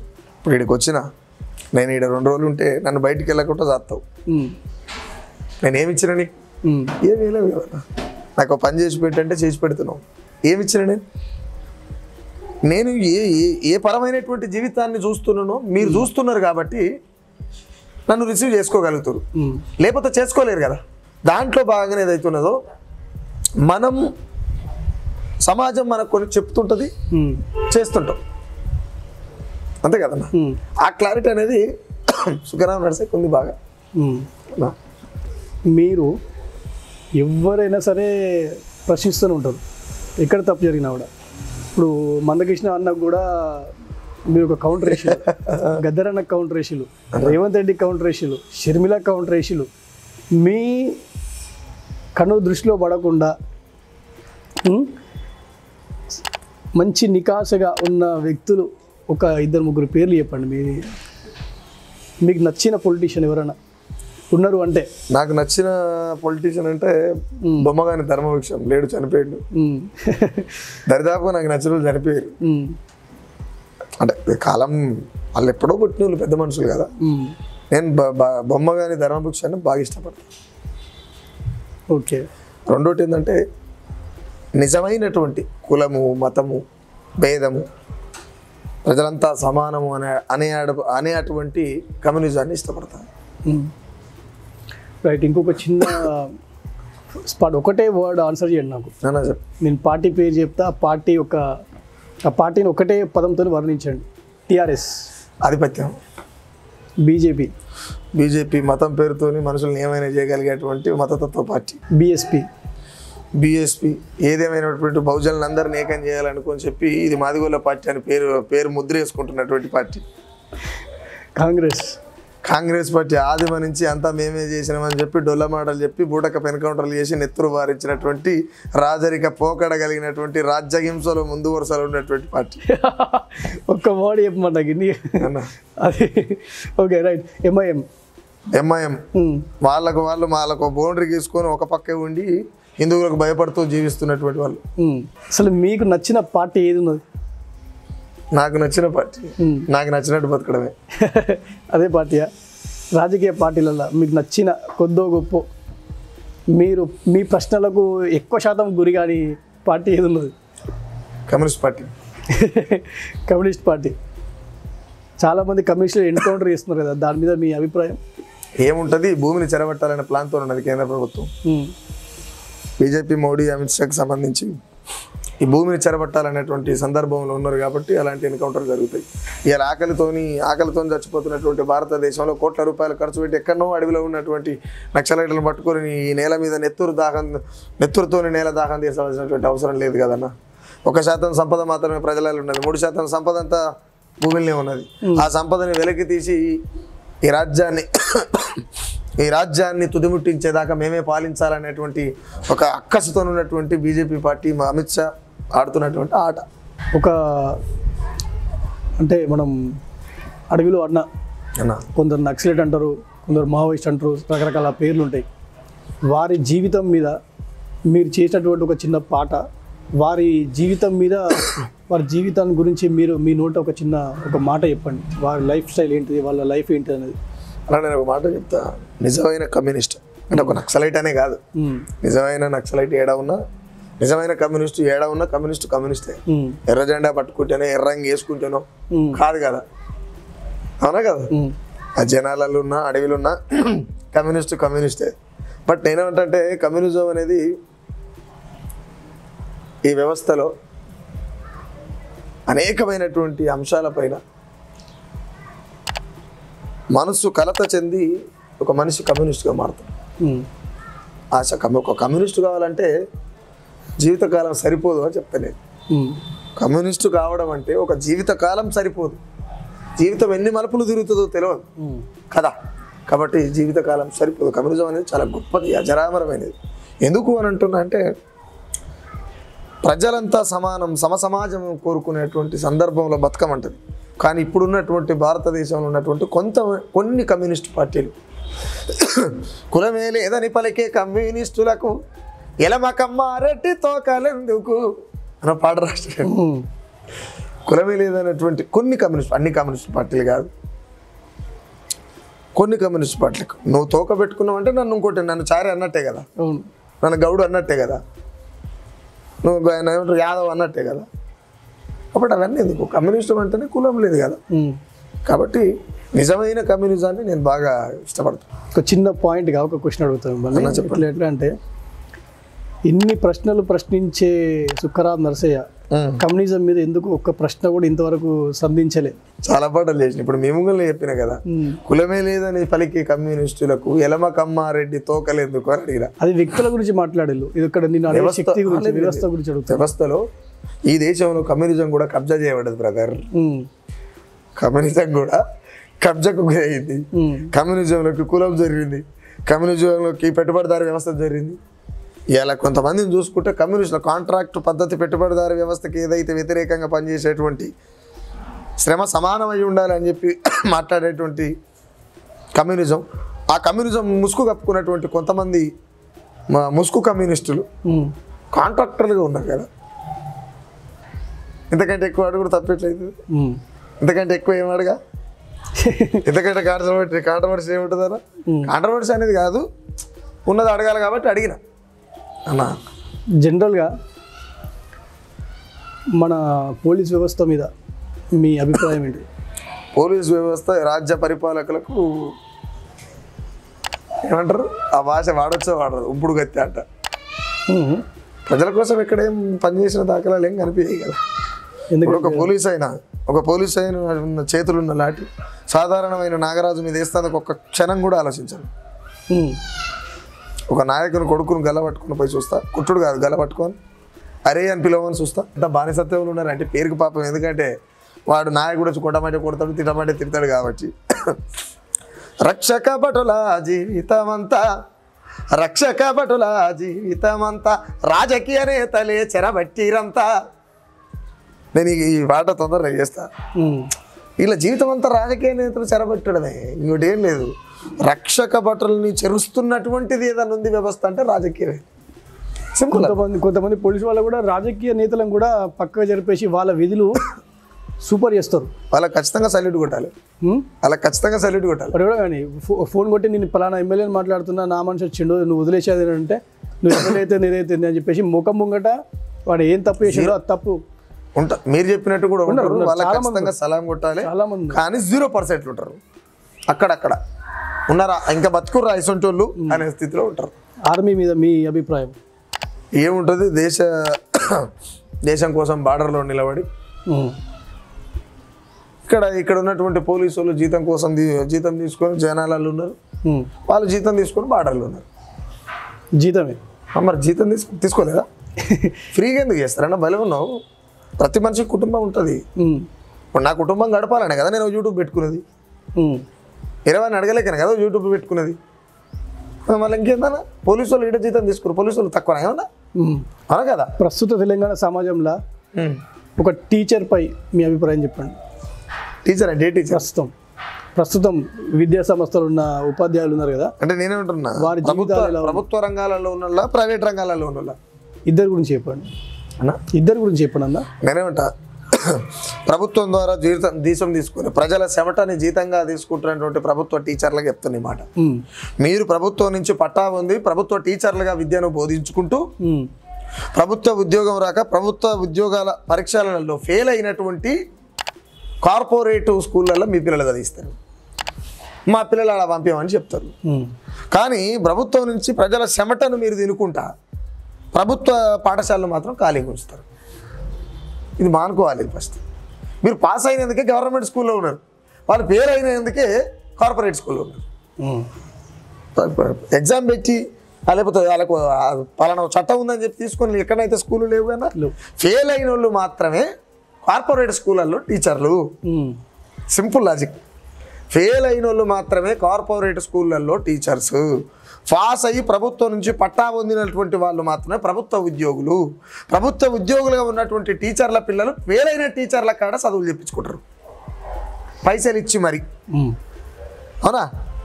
అలాంటప్పుడు ఈ పేదోని కొడుకు ఆ బళ్ళకి పోతందుకు వాడు కరెక్ట్గా ఒకడ చెప్తాడు, ఒకడ చెప్పాడు. విద్యా వ్యవస్థ అంతా కూడా వ్యాపారంగా మారిపోయింది. నేను ఇది ఇస్తాను, నువ్వు నాకు అదేమి ఇస్తావు. సింపుల్గా విద్యా వ్యవస్థ అంటే కార్పొరేట్ విద్యా వ్యవస్థ గురించి అంటున్నాను నేను. కార్పొరేట్ విద్యా వ్యవస్థ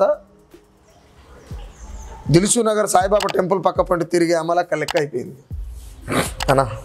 ఇంత దారుణమైన మాట. నిజం చెప్తున్నా కదన్నా, నిజం చెప్తున్నా నేను. దారుణం ఏముంది? సరే, మరి ఇప్పుడు ఈ ప్రస్తుత సమాజంలో ఈ ఎడ్యుకేషన్ సిస్టమ్ని మార్చే అంత దమ్ము కెపాసిటీ ప్రభుత్వానికి ఉంటుంది.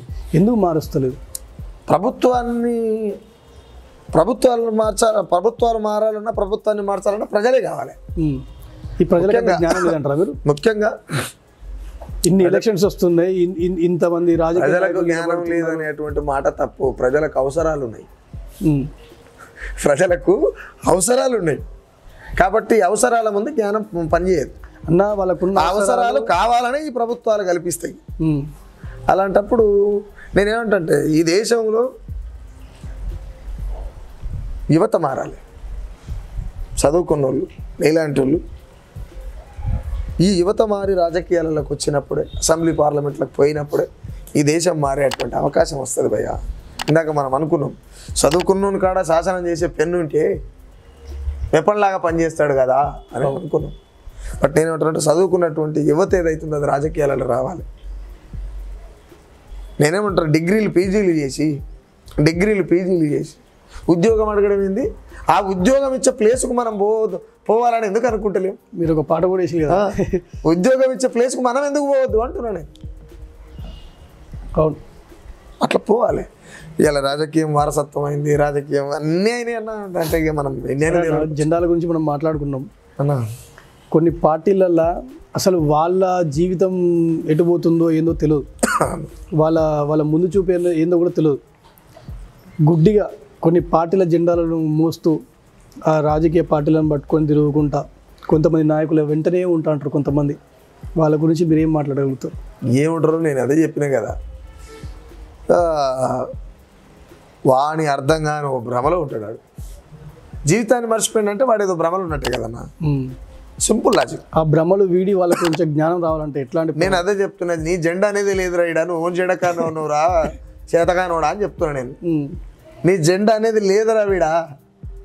ఈ దేశంలో నీ జెండా అనేది ఏదైనా ఉందా?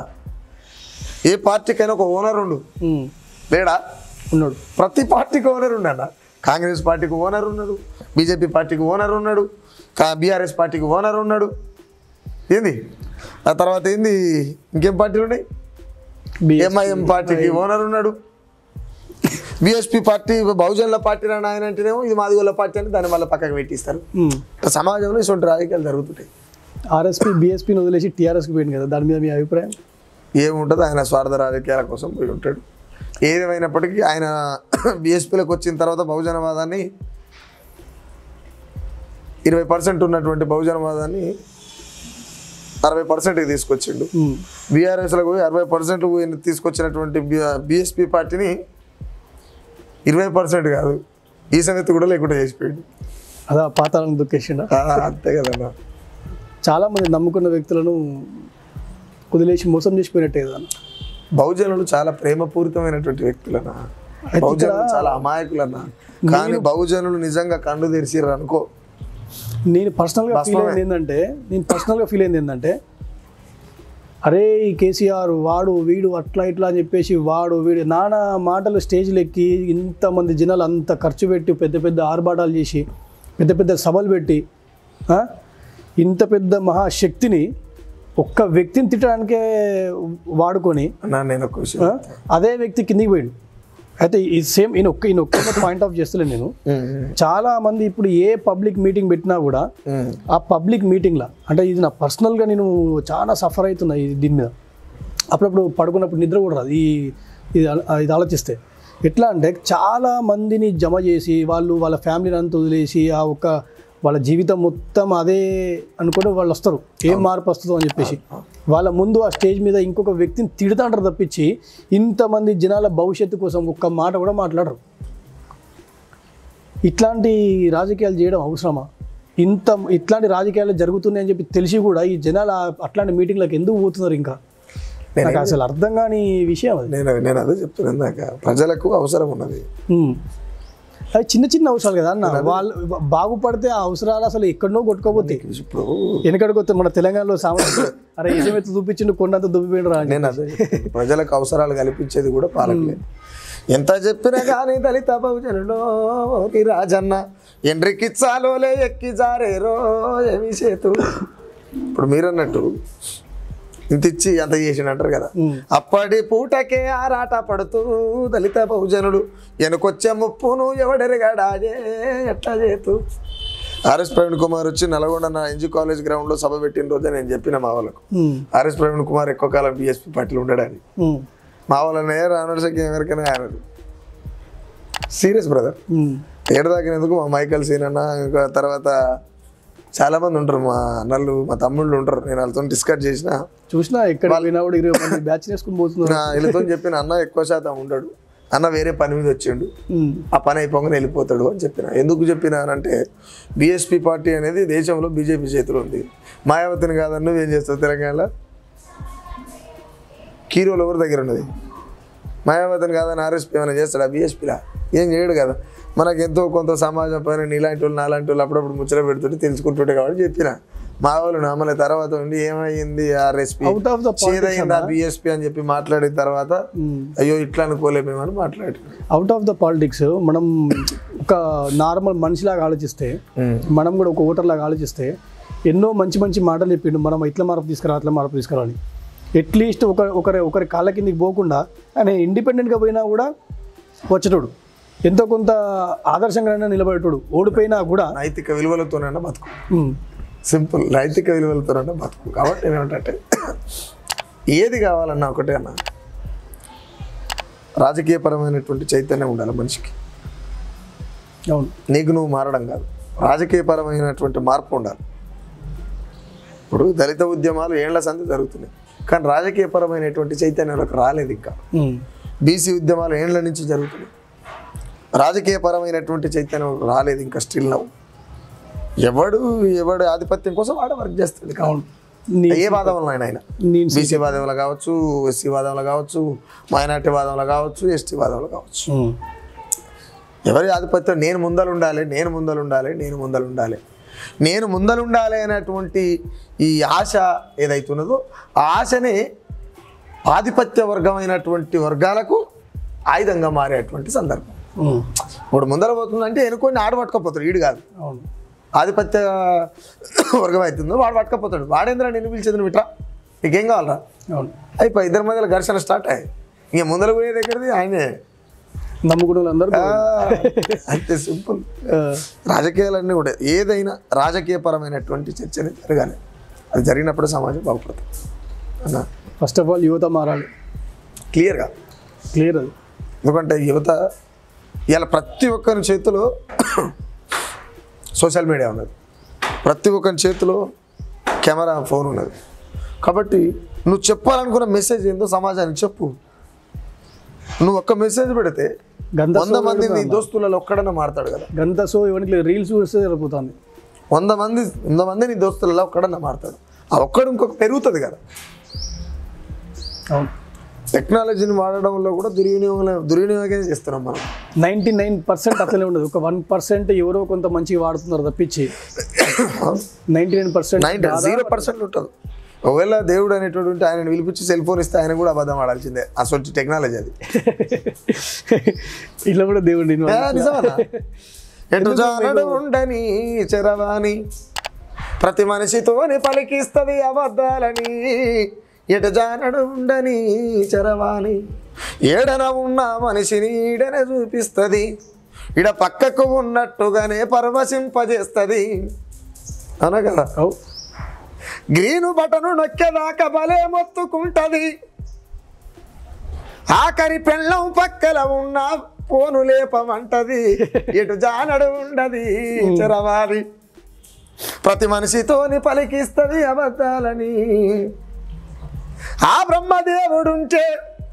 బ్రహ్మదేవుడుంటే భూమిది దిగి వస్తే సెలిపోని చేతికిస్తే అబద్ధం ఆడమంటది ఎటు జానడు ఉండది చరవాణి సూపర్ దేవుడున్నా సరే ఒకవేళ దేవుడు పోలు పట్టుకున్నా ఏడు నువ్వు హైదరాబాద్లో ఉన్నా అంటే ఆ సామె అంటే ఉన్నకాడ ఎందుకు చెప్తాడు కుర్చీలో కూర్చున్నా చెప్తాడా హైదరాబాద్లో ఉన్నా అంటాడు అబద్ధమేగా సెల్ఫోన్ అసలు మనల్ని ఈ రకంగా వాడతారు అన్న ఇంత మంచి సమాజాన్ని అసలు ఎక్కడికో తీసుకుపోవచ్చు మంచి మంచి మేధావులు ఉంటారు అంతా భ్రష్టు పట్టిపోతుంది అంటే నేను బాధ అనిపిస్తుంది అప్పుడు నేను ఒకటే చెప్తాను ఈ ఇంటర్వ్యూలో అయితే ఒకటి చెప్పగలుగుతా ఈ దేశంలో చదువుకున్నటువంటి యువత మారాల్సినటువంటి అవసరం ఉన్నది ఈ దేశంలో చదువుకున్నటువంటి యువత వ్యసనాలను పక్కన పెట్టి అవసరాల కోసం రాజకీయాలు చేసి రాజకీయ యుద్ధాలు నడిపేవాల్సినటువంటి అవసరం ఉన్నది ఈ దేశంలో ఉన్నటువంటి నిరుద్యోగం అని నిందలు మోస్తూ నలుగుతూ చనిపోవడం కాదు నిరుద్యోగులు కొలువులు అడగడం కాదు కొలువులు ఇచ్చేటువంటి పదవులకు మీరు పోవాలి కొలువులు అడగడం కాదు కొలువులు ఇచ్చేటువంటి పదవులకు మీరు పోవాలి రాజకీయ నాయకుల జెండాలు మోయడం కాదు నిరుద్యోగం అంటే రాజకీయ నాయకుల చెప్పులు మోయడం కాదు యువత అంటే రాజకీయ నాయకుల భోగాలకు సభలలో పోయి విజిల్లు కొడుతందుకు లేరు మీరు మీ అమ్మయ్య మిమ్మల్ని ఎంత కష్టపడి కన్నారు ఒక్కసారి నెమరేసుకుంటే కాలం ఎంత గొప్పది కాలం ఎంత కష్టపెట్టింది మనం కష్టపడితే కాలం ఎంత సుఖపెడుతుంది అనేటువంటి అంశాన్ని నిరుద్యోగ యువత కావచ్చు చదువుకున్న యువత కావచ్చు రాబోయే విద్యార్థులు కావచ్చు చదువుకుంటున్నటువంటి విద్యార్థులు కావచ్చు ఎవరైనా కావచ్చు అక్కలు చెల్లెలు అన్నలు తమ్ముళ్ళు ఎవరైనా కావచ్చు రాజకీయపరమైనటువంటి రిలీజ్ జరగాలి రాజకీయపరమైనటువంటి యుద్ధం జరగాలి రాజకీయపరమైనటువంటి డెబ్యూట్ జరగాలి నువ్వు ఎంత కష్టపడితే కాలం అంత సుఖపెడుతుంది నేను ఇది ఖచ్చితంగా నేర్చుకొని ఉంటే చాలా బాగుంటుంది ఇప్పుడు ఎందుకు 20 సంవత్సరాల క్రితం స్టార్ట్ అయినటువంటి సుఖరామ నరసయ్య ఇవాళ తెలుగు ప్రపంచంలో సుఖరామ నరసయ్య పేరు తెలియని వాళ్ళు 20 సంవత్సరాల క్రితం నేను ఎవరికి తెలియదు కానీ 20 సంవత్సరాల తర్వాత నేను వచ్చిన మాట మీద నేను నిలబడ్డా కాబట్టికనే వీడి దాకా రాగలిగాను ఇంటర్వ్యూకి నేను నిలబడకపోయి ఉంటే నువ్వు ఎవరో నేను ఎవరు కదా నా జీవితంలో నేను ఒక వ్యక్తితో జర్నీ చేసిన తర్వాత ఇంటర్వ్యూ చేయాలని చెప్పేసి ఎవరిని అనుకోలేక మిమ్మల్ని ఒక్కళ్ళు తప్ప నేను ఎందుకు చాలా మందితో ఇంటర్వ్యూ చేసిన నేను అది కూడా నేను నా పర్సనల్గా నేను చేయలేదు మా యాంకర్లో సంథింగ్ వాళ్ళు కూర్చుంటారు వాళ్ళతో చేపిస్తా కాకపోతే ఏంటంటే ఫస్ట్ ఆఫ్ ఆల్ నేనే కూర్చోవాలి నేనే చేయాలి అది కూడా ఆయనతో జర్నీ చేసిన కొంతవరకు ఆయనతో గడిపిన తర్వాత ఆయన అంతరాయం ఏందో తెలుసుకున్న తర్వాత నేను జర్నీ చేయాలి ఇంటర్వ్యూ చేయాలని చెప్పేసి పట్టుబట్టి చేసిన ఏకైక వ్యక్తి మీరు ఒక్కరే అంటే నేనేమంటున్నా దేవుడి దయ వల్ల అంటే ఇక్కడ కూడా నేను దేవుడిని వాడుతున్నా దేవుడి దయ వల్ల మీరు భక్తి నేను ఎందుకు కాదంట కాకపోతే విముక్తి లేనటువంటి భక్తిలో ఉన్నామని చెప్పగలుగుతా కానీ భక్తి అయితే కావాలా నేను ఇప్పుడు సమాజం కోసం ఆలోచిస్తున్నాను నాకు విముక్తి భక్తి వేరన్నా నేను కాదనిలే కదా అంతే నేను కాదనిలే ఇప్పుడు నేను భక్తిలో ఉన్నా కూడా నేను సమాజం కోసం ఆలోచిస్తున్నా సమాజం కోసం భక్తిలో నేనేమంటున్నా భక్తిలో ఉండి కూడా విముక్తి కోరుకుంటే సంతోషం అంటున్నాడు తప్పేమనలేదు నువ్వు ఎదుగు ముఖ్యమని నేను ఎందుకంట ఓకే దాని మీద మనం వేరే డిబేట్ పెట్టుకుందాం జస్ట్ అట్లా సాఫీగా నడిచిపోవాలని చెప్పేసి థ్యాంక్ యూ అన్న సమయాన్ని ఇచ్చినావన్నా మంచి ఆలోచన మంచి విలువైన సమాజం అనేది ఏం లేదు ప్రజలకు ఎక్కడ వస్తుందని మీరు ఎప్పుడు పిలిచినా వస్తా థ్యాంక్ యూ ఏం లేదు మీ జీవితం మొత్తం ఇట్లనే ఉండాలి ఖచ్చితంగా ప్రజలు మీ వెనకాల నుండి మిమ్మల్ని ఇంకా ముందు నడిపించి మీరు ప్రజలందరికీ ఒక మంచి మార్గాన్ని చూపాలని చెప్పేసి మా యొక్క ఈ ఛానల్ తరపున మా ఇంటర్వ్యూ తరపున స్పెషల్గా నా తరపున మీరు ఇట్లనే ఉండాలని చెప్పేసి ఆ దేవుని కోరుకుంటున్నా ఇట్లా ఉంటున్నందుకు మీకు పాదాభివందనాలు చేస్తున్నాం నేను ఖచ్చితంగా నేను పోయేదాకా మా తల్లిదండ్రుల సాక్షిగా బాబాసాహెబ్ రాసినటువంటి భారత రాజ్యాంగం సాక్షిగా తిరుగుబాటు చేయాలని నాకు నేర్పినటువంటి కమ్యూనిజం సాక్షిగా ఖచ్చితంగా నేను పోయేదాకా ఉంటాను thank you very much thank you